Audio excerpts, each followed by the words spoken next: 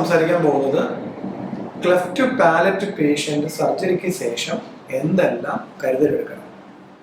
മിക്ക ആൾക്കാരും cleft palate surgery കഴിഞ്ഞാൽ എല്ലാം കഴിഞ്ഞു എന്നുള്ളൊരു മാനസിക അവസ്ഥയിലാണ് പോകുന്നത്. അങ്ങനല്ല.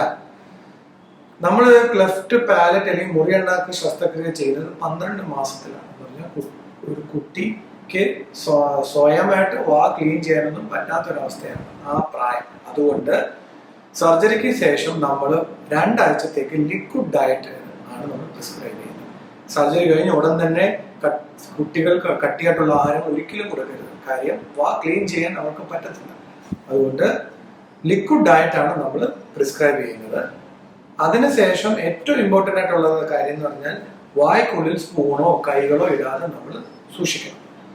ഇതിനെക്കുറിച്ച് നിങ്ങൾക്ക് എന്തെങ്കിലും ഡൗട്ടുകളോ വല്ലതും ഉണ്ടെങ്കിൽ ഞങ്ങളുടെ വെബ്സൈറ്റ് സന്ദർശിക്കാം, അല്ലെങ്കിൽ ഞങ്ങളുടെ നമ്പറുമായിട്ട് ബന്ധപ്പെടാം.